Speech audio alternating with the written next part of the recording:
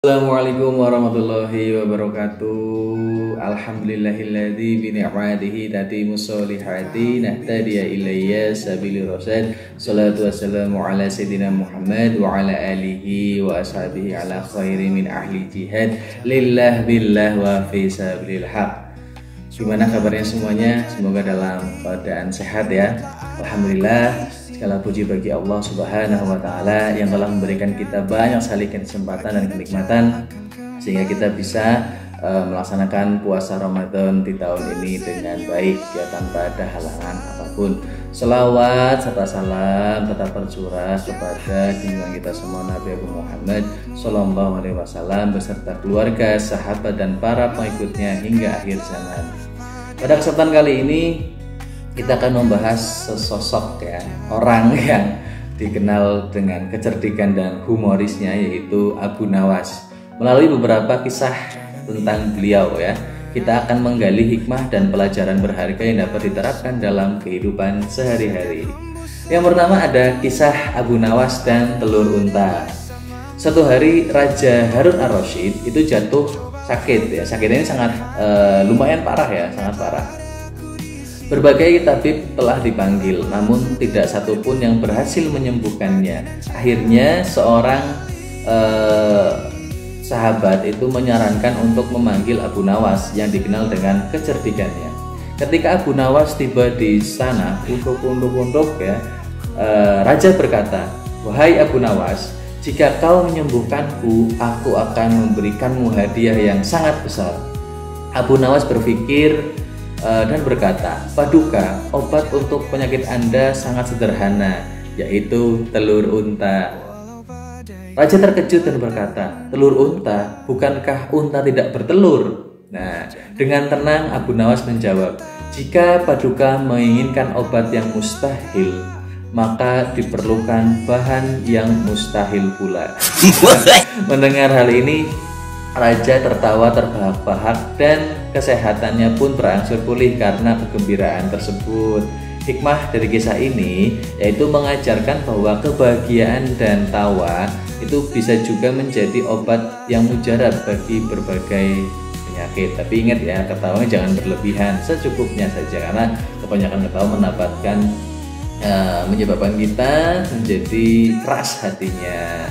Terkadang solusi dari masalah kita adalah dengan melihatnya dari perspektif yang berbeda dan menemukan kebahagiaan di dalamnya. Intinya tetap bersyukur ya atas apa yang terjadi dengan kita dan tetap mengingat kepada Allah Subhanahu wa taala. Yang kedua ada kisah Abu Nawas yang menjual matahari. Wah, gimana nih? Jadi pada suatu hari Abu Nawas jalan-jalan nih ke pasar dan melihat ada seorang pedagang yang sombong yang memamerkan dagangannya. Pedagang itu berkata, "Barang-barangku ini adalah yang terbaik di seluruh negeri, tidak ada yang bisa menandinginya." Mendengar kesombongan pedagang itu, Abu Nawas mendekatinya dan berkata, "Jika kau merasa barang daganganmu yang terbaik, apakah kau bisa menjual matahari?" Pedagang itu tertawa dan menjawab, "Tentu saja tidak. Siapa yang bisa menjual matahari?" Abu Nawas tersenyum dan berkata, "Jika begitu, jangan terlalu sombong dengan barang daganganmu.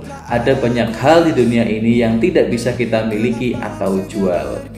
Hikmah dari kisah ini adalah mengajarkan kita untuk tidak bersikap sombong atau angkuh dengan apa yang dimiliki. Selalu ingat bahwa di atas langit masih ada langit, dan kerendahan hati adalah kunci dalam berinteraksi dengan sesama. Jadi mengingatkan lah untuk kita tetap andap asor, tetap rendah hati, berendah diri beda lagi ya, rendah hati dan bisa beradaptasi dan bersosialisasi dengan baik bersama semua orang.